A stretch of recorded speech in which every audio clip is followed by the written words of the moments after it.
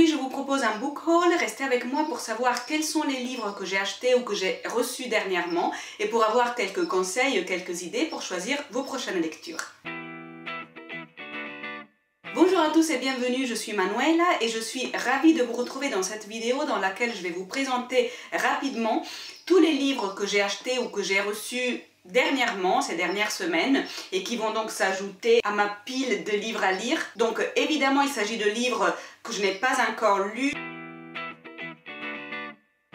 Alors commençons tout de suite, il y en a 6 et il y a pas mal de choses à dire, sauf peut-être sur le premier, sur lequel voilà on va passer un peu rapidement. Le tout premier livre que j'ai acheté dans cette période récemment est celui-là, le lexique des règles typographiques. Alors vous allez me dire, drôle de livre, effectivement, mais évidemment c'est un outil de travail, donc c'est un livre que j'ai acheté pour le travail. J'ai le bonheur de faire partie d'un projet magnifique qui est celui d'une école qui s'appelle École française de lecteurs correcteurs. Et voilà, je suis formatrice, je suis intervenante dans cette école qui est toute récente, c'est un projet tout récent, c'est une formation qui se fait complètement online, tout est en ligne.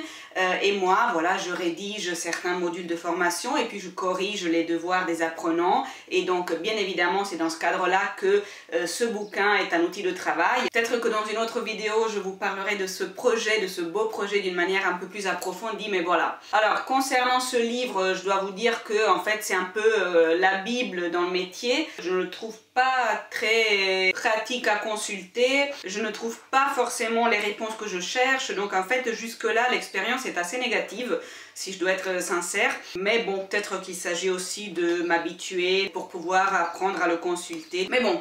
Voilà, c'était plutôt pour vous raconter le cadre, ce n'était pas forcément pour vous conseiller ce livre. Le deuxième livre dont je veux vous parler est celui-là, En amour de Dino Buzzati. Il s'agit d'un auteur italien, donc moi en effet ici j'ai l'original italien, mais ce livre existe en traduction française. L'original italien a été publié en 1963, Dino Buzzati est un auteur important de l'histoire de la littérature italienne du XXe siècle, et je dois avouer que c'est un auteur que je ne connaissais pas du tout même. Je n'avais rien lu de cet auteur qui est particulièrement connu pour un roman qui s'appelle Le désert des Tartares. C'est l'histoire d'un homme de 49 ans qui tombe follement amoureux d'une jeune fille, bien plus jeune, qui se prostitue. C'est comme ça qu'il la rencontre d'ailleurs. Et ce livre décrit magistralement ce que ça peut être la folie de l'amour, ce que ça peut être l'obsession réelle pour quelqu'un, un amour voué à l'échec, on va dire, en l'occurrence, mais voilà, il y a ces mécanismes psychologiques qui sont très très bien décrits. L'histoire se déroule à Milan dans les années 60, et donc voilà, j'ai commencé la lecture de ce livre, mais je ne l'ai pas fini, donc pour l'instant je ne vous en dis pas plus. Ensuite, le troisième livre dont je voudrais vous parler est celui-là, L'eau de toutes parts de Leonardo Padura, paru chez Métellier. Alors là c'est une très belle histoire parce que c'est le seul livre que je n'ai pas acheté, c'est un livre que la maison d'édition, que Métellier m'a gentiment offert, et je dois vous dire que ça m'a fait très très plaisir. Pourquoi ça m'a fait particulièrement plaisir? Parce qu'en fait c'est le premier livre que je reçois d'une maison d'édition sans qu'il y ait une échéance professionnelle liée au livre en question. C'est-à-dire que, vous savez, je travaille souvent comme interprète d'auteur dans le cadre de présentation de livres ou table ronde, etc. Et ben, dans ce cadre-là, effectivement, les maisons d'édition m'envoient les livres pour que je puisse les lire et me préparer comme il faut aux présentations. Mais dans ce cas-là, voilà, j'ai pas d'engagement professionnel lié à ce livre, pas pour l'instant, tout du moins. Et donc, voilà, c'est juste un cadeau que la maison d'édition a voulu me faire, et ça me fait vraiment très très plaisir, donc j'ai hâte de découvrir ce livre. L'original est écrit en espagnol parce que Leonardo Padura est un écrivain cubain né en 1955. Il est très connu notamment pour une série de romans qui ont comme protagoniste Mario Conde, qui est un détective, un policier, mais il a écrit aussi d'autres livres en dehors de cette série de romans policiers. Ici en France, il est publié justement par Métellier. Il vient régulièrement régulièrement pour des présentations ici en France et le public l'aime vraiment beaucoup. Moi j'ai eu le bonheur d'être son interprète à plusieurs reprises, donc voilà. Je vous lis rapidement ce qu'on voit en quatrième de couverture. Dans ses romans, Leonardo Padura établit un dialogue entre l'histoire et la littérature, Cuba et l'exil, la puissance de l'amitié et la douleur des rêves frustrés. Dans ce captivant recueil d'essais, il explore les coulisses de ses œuvres les plus célèbres et les plus emblématiques et les sujets qui lui sont chers.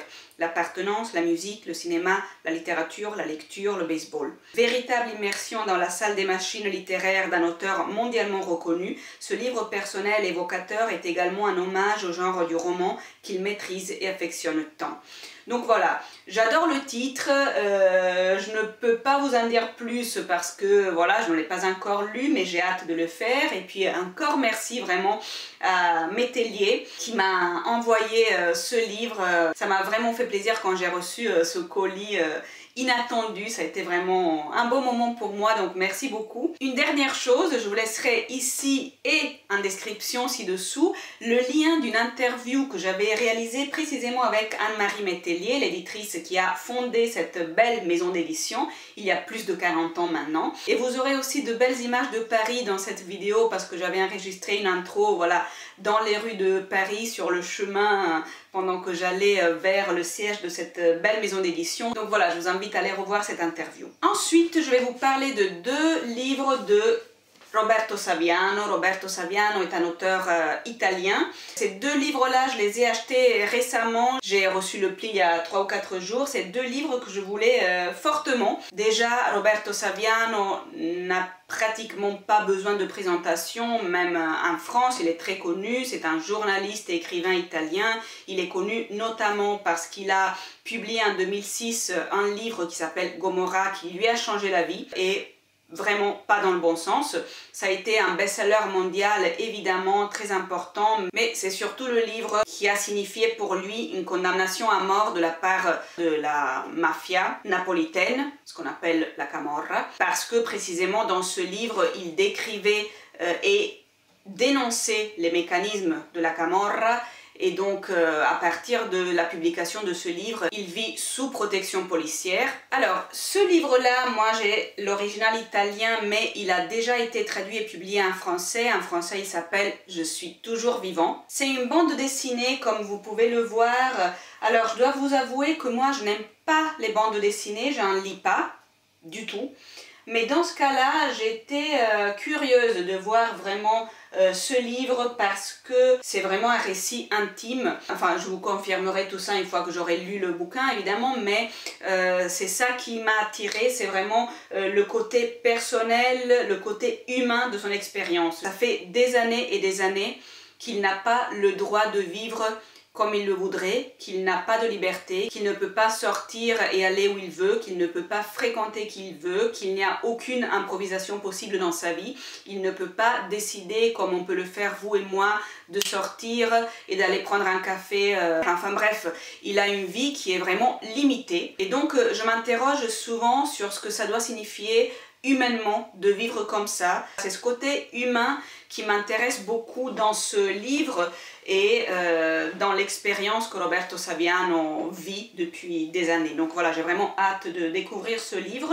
L'autre livre que j'ai acheté de Roberto Saviano est celui-là. Il est tout récent, il vient de paraître en Italie fin avril.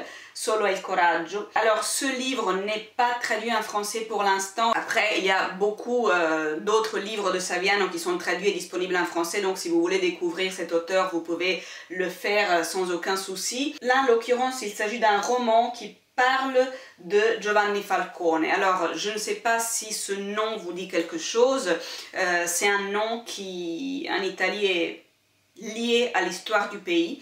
Giovanni Falcone était un juge justement qui a mené une lutte contre la mafia, contre Cosa Nostra, cette organisation criminelle italienne, et Giovanni Falcone a été tué dans un attentat par la mafia en 1992. C'est un attentat qui a marqué l'histoire de notre pays, pas seulement pour les conséquences, c'est-à-dire la mort de ce juge et de 4 autres personnes, mais aussi pour les modalités. Quelque chose qui a vraiment marqué les Italiens et l'histoire de l'Italie. Donc voilà, c'est un livre que j'ai très envie de lire parce que forcément ce personnage fondamental de l'histoire de mon pays est un personnage qui me fascine. Ce n'est pas le premier livre sur Giovanni Falcone que je lis, mais voilà, j'ai vraiment hâte de découvrir l'histoire de ce grand personnage raconté par Roberto Saviano. Et puis le tout dernier livre que j'ai acheté, Le jeune homme d'Annie Ernaux, c'est un livre qui vient de paraître, il a été publié le 5 mai et moi je l'ai acheté le 6 mai. Dès que j'ai vu que ce livre allait paraître, ben voilà, j'ai eu envie de l'acheter et comme j'étais à la librairie franco-italienne le 6 mai parce que j'ai eu le bonheur d'interviewer une autrice italienne et de présenter avec elle un de ses livres. Voilà, j'ai profité de mon passage pour acheter ce bouquin d'Annie Ernaux. Si vous me suivez, vous savez qu'Annie Ernaux est une autrice que j'adore. J'ai lu beaucoup de livres d'Annie Ernaux. J'adore son écriture, j'adore cette manière de partir de l'élément autobiographique pour finalement décrire une génération, un pays, un endroit, une époque et cette capacité vraiment de passer de l'élément autobiographique à l'élément universel et en plus avec une écriture que moi je trouve très poétique, vraiment très poétique, capable d'aller à l'essentiel et là une conception de l'écriture qui me plaît particulièrement. Alors ce livre, évidemment, je ne l'ai pas encore lu, mais j'ai lu l'exergue et j'adore ça. Écoutez ce qu'elle dit. « Si je ne les écris pas, les choses ne sont pas allées jusqu'à leur terme, elles ont été seulement vécues. » Alors je trouve ça magnifique, ça me paraît un résumé parfait de ce que l'écriture signifie pour elle et de cette idée que j'adore du fait que la vie puisse trouver son réel accomplissement à travers l'écriture. Alors c'est une idée que je partage, qui me plaît énormément. Donc voilà, je lis la 4e de couverture. En quelques pages, à la première personne, Annie Ernaux raconte une relation vécue avec un homme de 30 ans de moins qu'elle. Une expérience qui la fit redevenir, l'espace de plusieurs mois, la fille scandaleuse de sa jeunesse. Un voyage dans le temps qui lui permit de franchir une étape décisive dans son écriture. Ce texte est une clé pour lire l'œuvre d'Annie Ernaux, son rapport au temps et à l'écriture. Donc voilà, j'ai vraiment hâte de lire ce livre, je pense que je le lirai très rapidement, même si j'ai énormément de livres en attente, mais puisqu'il est si court, voilà, je pense que je n'attendrai pas et je le lirai très rapidement. Donc voilà, ça y est, j'espère vous avoir donné quelques idées pour choisir vos prochaines lectures. Si cette vidéo vous a plu, mettez un j'aime et abonnez-vous à la chaîne si ce n'est pas encore fait. Activez la petite cloche des notifications pour recevoir une notification chaque fois que je publie une nouvelle vidéo. Et puis bien sûr, laissez-moi un commentaire ci-dessous. J'aimerais savoir si vous avez lu quelques-uns des livres que j'ai cités ou si vous connaissez les auteurs que j'ai cités. Donc voilà, écrivez-moi, qu'on puisse échanger un petit peu dans les commentaires, c'est toujours intéressant. Et puis on se retrouve très vite avec la prochaine vidéo. Bisous!